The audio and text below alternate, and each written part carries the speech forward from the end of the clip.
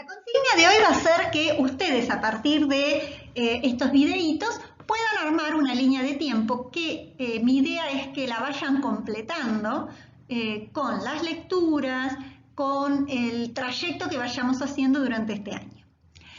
Así que va a ser una línea de tiempo que más que en el peso de entregármela a mí, va a ser una línea de tiempo de trabajo de ustedes. ¿Qué temporalidad implica nuestra asignatura de Historia del Arte 1? Yo algo les anticipé la semana pasada, pero bueno, vamos a comenzar a hablar de cuando vamos a empezar a estudiar aquellas representaciones que quedaron en soportes mobiliarios, podríamos decir, en distintos soportes, como puede ser un muro o algunas representaciones tridimensionales en arcilla, en piedra, en hueso, o representaciones sobre el muro con algún tipo de pigmento. A esas representaciones se les suele llamar arte parietal o rupestre y nos estamos yendo a los tiempos de la prehistoria, o sea, los tiempos en los que no tenemos registro de escritura, por lo cual nuestra información pasa a ser bastante difícil de comprender en poder interpretar qué significaba para el hombre de aquella época estas imágenes, ¿no? Entonces nos vamos a ir al Paleolítico. Ustedes saben que el Paleolítico se divide entre el Paleolítico inferior, el Paleolítico medio y el Paleolítico superior. Aproximadamente el Paleolítico iniciaría hace 2,5 millones de años antes del presente. El Paleolítico medio entre el 127.000 y el 40.000. Y el Paleolítico superior, en donde a nosotros más nos va a interesar, que se va a dar entre 35.000 a 10.000 años antes del presente. AP se dice en esos casos. Yo ahí les dejo los estudios de los que hablan de esta prehistoria de arte paleolítico en el caso de Europa y para el caso de América vamos a hablar de paleoindio para sitios que tienen mayor cercanía en el tiempo. De este primer periodo nos vamos a trasladar a la zona del mar Egeo y nos vamos a ir a la zona de Creta, la isla de Creta, lo que van a ser conocidas como las influencias de esta cultura cretense, una cultura muy vinculada al mar, muy vinculada al comercio, que ha dejado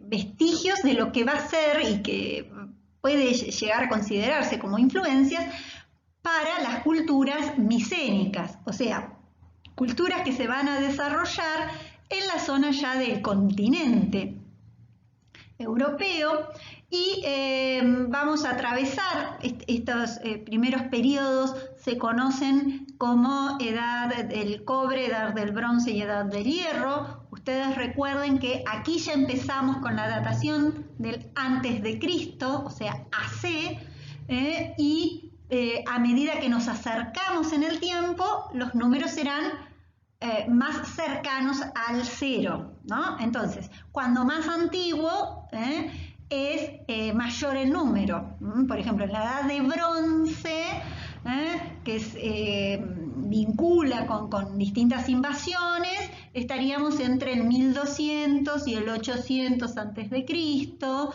¿no?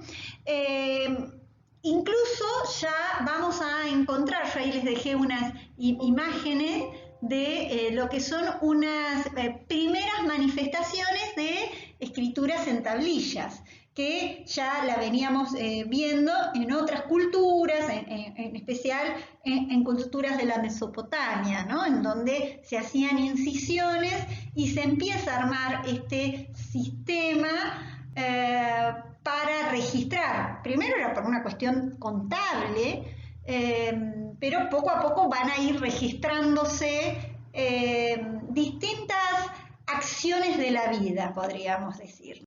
Llegaríamos a lo que vamos a conocer como la gran ciudad, la gran polis de Atenas, que se va a consolidar hacia el 480 con el surgimiento de la democracia, el surgimiento de la filosofía, en ese mundo en donde ya las explicaciones dejan de ser vinculadas a la ira de los dioses, sino que se busca otro tipo de explicación, explicaciones más vinculadas al razonamiento, al pensamiento, sin por ello dejar de dominar lo sagrado como modo de ser en el mundo.